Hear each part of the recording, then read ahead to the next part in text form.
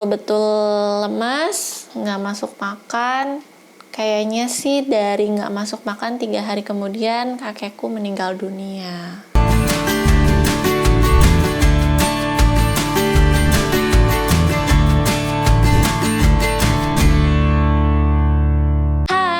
Aku Debbie Hareka Pratiwi, balik lagi ke channelku. Ya ampun, ternyata udah lama banget ya aku nggak nyapa teman-teman semua. Sorry banget, aku tiba-tiba menghilang. Aku tiba-tiba nggak upload video di YouTube channelku karena banyak hal yang terjadi. Tapi kali ini aku balik lagi dan aku akan seperti biasa, seperti konten-kontenku yang sebelumnya, aku akan sharing sama teman-teman dan juga berbagi pengalaman, apalagi di dunia kesehatan. Dan di sini untuk video kali ini aku akan cerita kenapa aku dalam sebulan ini, hampir mungkin ya sebulan lebih, aku nggak muncul di YouTube channelku. Kemanakah, ada apakah gitu. Jadi cerita dulu. Nah, konten terakhir aku ini tentang apa ya, kalau nggak salah tentang kanker serviks ya. Nah, setelah pembuatan konten yang terakhir itu, aku tuh awal mulanya adalah sakit. Aku sakitnya tuh demam tinggi awalnya, tapi ada juga gejala batuk pilek. Kalau nggak salah seingat aku, pas lagi batuk pilek itu di hari pertama ceritanya aku batuk pilek. Nah, besoknya itu aku demam tinggi. Demam tinggi itu demam tinggi banget. Mungkin kalau dicek temperaturnya bisa di 39 gitu ya. Sampai akhirnya aku memutuskan untuk minta dirawat oleh mamaku karena mamaku tuh bidan gitu. Aku pengennya cepat sembuh gitu, jadi aku didoping, minum vitamin, minum obat, termasuk juga diinfus saat itu. Tapi namanya juga sakit ya, jadi nggak bisa cepet-cepet sembuh. Pokoknya itu di hari pertama aku betul-betul drop, dan hari kedua, hari ketiga. Nah, di hari ketiga aku mulai agak baikan nih ceritanya. Aku mulai agak baikan, demamku udah menurun. Nah, anehnya aku mau cerita juga. Pas lagi demam itu kan aku tuh sebelumnya memang ada riwayat tipoid atau tipes ya. Makanya aku berpikiran kemungkinan aku tipesnya kambuh nih atau tipoidnya kambuh gitu. Jadi demamnya itu disebabkan oleh bakteri atau adanya lagi terpapar bakteri tipoid gitu. Namun pas dilihat hasil cek labnya tuh, hasil widal aku, kalau hasil widal sih kalau nggak salah memang sama ya, hasilnya positif. Tapi hasil 2Bags-nya itu untuk IgM tipoidnya itu negatif gitu. Ada sedikit tapi lebih banyak mengarah ke negatif. Jadi bisa dikatakan aku tuh bukan tipes. Nah, pas demam yang hampir 3 hari lebih itu. Kemudian hasil cek darah aku juga bagus, leukosit aku bagus, kemudian trombosit aku bagus, tidak ada penurunan atau tidak ada mengarah ke demam berdarah. Jadi aku tuh bingung di situ tuh. Sementara aku udah masuk obat-obatan seperti antibiotik dan lainnya. Nah, barulah di hari keempat aku demam, aku cek lab lagi nih, cek darah lagi. Ternyata baru di situ ditemukan adanya penurunan leukosit. Kemudian kemungkinan besar aku terinfeksi virus gitu. Ya bisa jadi seperti virus influenza, tapi aku spesifiknya nggak tahu, atau mungkin COVID-19, aku juga nggak tahu. Tapi yang jelas di hari keempat aku demam atau di hari keempat aku sakit, mendadak anak-anakku dua-duanya juga terpapar demam, terpapar sakit juga, batuk, pilek, demam. Demamnya sama, tinggi juga. Di hari ketiga itu jadi anak-anakku dua-duanya demam tinggi. Di situ karena aku kasihan ya, aku nggak cek lab anak-anakku, kemungkinan besar itu tertular oleh aku. Makanya aku melakukan intervensi yang sama ya, kurang lebih minum antibiotik ya kalau nggak salah tuh saat itu tuh dikasih antibiotik atau apa gitu ya, terus minum vitamin imun booster gitu.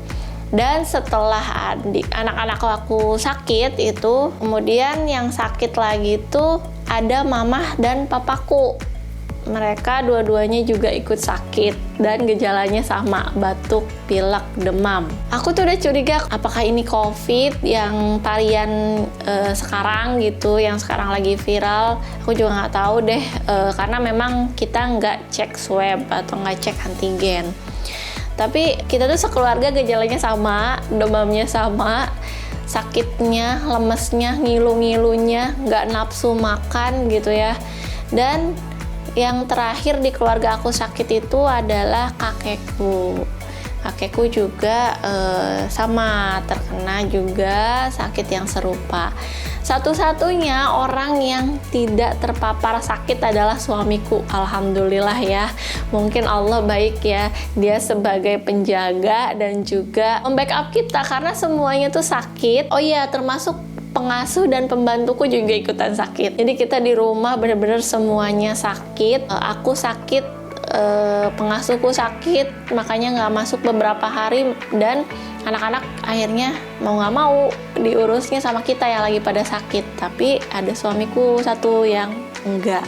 Dia alhamdulillah imunitasnya bagus, kekebalan tubuhnya bagus, jadi dia nggak sakit, nggak terkena sama sekali.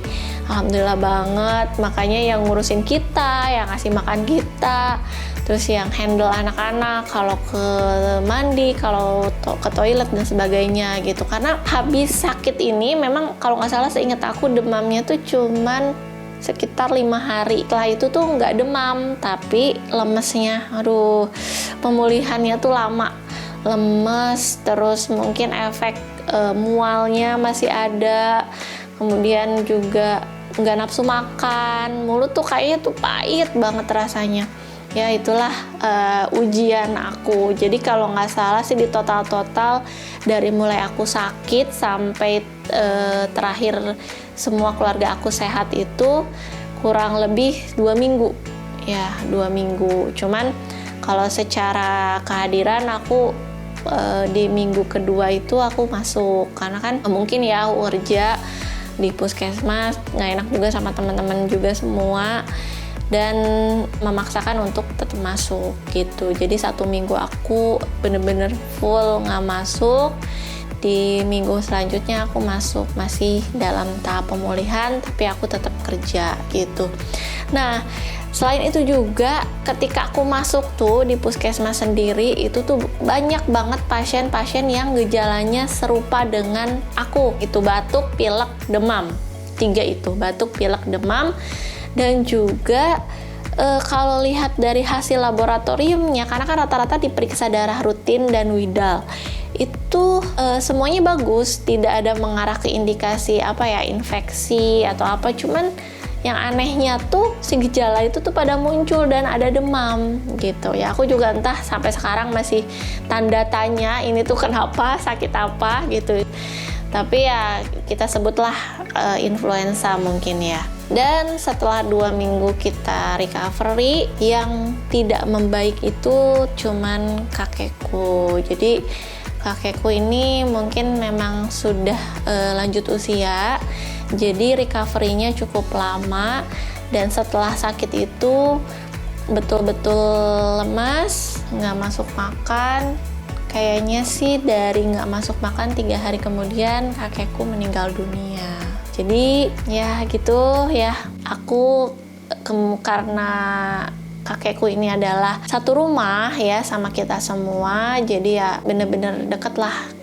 Nah jadi kakekku meninggal dunia tepatnya di tanggal 10 Oktober kemarin. Mohon doanya ya teman-teman semua, semoga kakekku dilapangkan kuburnya, diterima amal Islam ibadahnya, dan kita semua keluarga juga diikhlaskan. Tapi ya kita semua juga sudah ikhlas insya Allah, karena memang kakekku ini udah tua ya, udah usianya udah 70 tahun lebih, kalau nggak salah sih 78 tahun meninggalnya ini. Jadi ya kita kehilangan, tapi kita juga lega gitu ya. Mungkin kakek udah nggak sakit karena memang udah hampir 2 tahun ke belakang ini diam di kursi roda, udah susah mobilitasnya gitu. Itulah yang menyebabkan kenapa aku bener-bener menghilang lama banget. Pertama, 2 minggu pertama itu sakit, kemudian kakekku meninggal. Dari setelah meninggal itu kan biasa kalau di keluarga kami itu ada acara, ada tahlilan, kemudian ada 7 harian gitu. Jadi kita tuh semua sekeluarga sibuk mempersiapkan itu. Setelah 7 hariannya pun kita masih tetap sibuk ya, dan aku baru kembali ke rumahku sendiri sama suami dan anak-anak. Jadi kita tuh benar-benar baru kayak memulai lagi hidup gitu. Walaupun udah hampir sebulan lebih gitu ya, tapi benar-benar kita baru kembali gitu. Nah, di sini aku mau sharing edukasi mengenai tadi pengalaman yang aku alami. Aku anggap mungkin itu influenza. Di sini karena lagi banyak-banyaknya yang terkena influenza, aku mau ngasih tips buat teman-teman semua untuk menghadapi influenza. Influenza sendiri mungkin teman-teman udah tahu ya, nggak perlu aku jelasin panjang lebar. Kurang lebih gejalanya itu batuk, pilek, ada demam, hidung tersumbat dan sebagainya. Nah, poinnya sebetulnya kalau menghadapi influenza ini kan penyebabnya adalah virus. Virus ini penanganannya bukan seperti bakteri. Kalau bakteri itu kan kita matikan ya. Kalau virus ini kita lawan. Lawannya dengan apa? Dengan kekebalan tubuh kita. Makanya buat teman-teman yang lagi flu, yang lagi influenza, yang pertama adalah membentuk kekebalan tubuh kita. Biasanya kenapa kita terpapar oleh virus ini, kekebalan tubuh kita lagi menurun gitu. Jadi kalau bisa ya kekebalan tubuh kita tuh dinaikkan. Dengan cara apa? Kalau memang sudah terpapar, pertama adalah dengan pola hidup bersih dan sehat. Balik lagi ya, pola hidup bersih dan sehat. Kalau aku sendiri ya, kalau aku menghadapi influenza itu istirahat cukup yang pertama. Jadi aku usahakan ketika udah nggak enak badannya tuh usahakan tidurnya yang cukup, istirahat, nggak boleh begadang sama sekali, betul-betul istirahat yang optimal gitu. Jadi tidur pertama menurut aku. Terus air putih, pengonsumsi air putih yang banyak. Biasanya kan kalau lagi batuk, pilek, hidung tersumbat tuh nggak enak ya di tenggorokan gitu. Jadi minum air putih yang banyak dan juga makan makanan yang bergizi. Bisa sayuran, tinggi protein, kemudian juga asupan suplemen, misalkan dengan imun booster atau vitamin daya tahan tubuh. Nah itu sebelum aku minum obat-obatan yang mengarah ke gejala, biasanya aku minum dulu vitamin penambah daya tahan tubuh itu supaya aku menaikkan kekebalan tubuhku gitu. Tapi nanti kalau misalkan setelah sehari 2 hari ternyata gejalanya makin parah, bukan membaik, barulah di situ aku minum obat-obatan sesuai dengan gejalaku. Kalau demam ya minum paracetamol misalkan gitu. Kalau hidung tersumbat ya minum obat batuk pilek gitu. Atau pengencer dahak misalkan kayak gitu. Jadi disesuaikan dengan gejala. Nggak bisa tuh biasanya kita sembarangan minum obat. Jadi kalau misalkan kita nggak tahu, baiknya tetap konsultasi, bisa ke puskesmas, bisa ke dokter, bisa ke tenaga medis yang terdekat di sekitar kita gitu. Itu mungkin tips yang bisa diterapkan oleh teman-teman. Semoga di musim yang sekarang ini, karena memang benar-benar musim yang cuacanya nggak menentu, kadang panas banget, kadang hujan deras, dingin banget. Nah itu ya peralihan musim mungkin, jadi cuacanya cukup ekstrim. Nah itu yang bisa bikin kita gampang terserang penyakit. Sekian video kali ini, mudah-mudahan bisa bermanfaat. Dan juga terima kasih banyak udah mau dengerin cerita aku. Insya Allah kedepannya aku akan rutin lagi bikin video-video, terutama video edukasi yang mudah-mudahan bisa bermanfaat buat teman-teman semua. See you on next video. Bye-bye.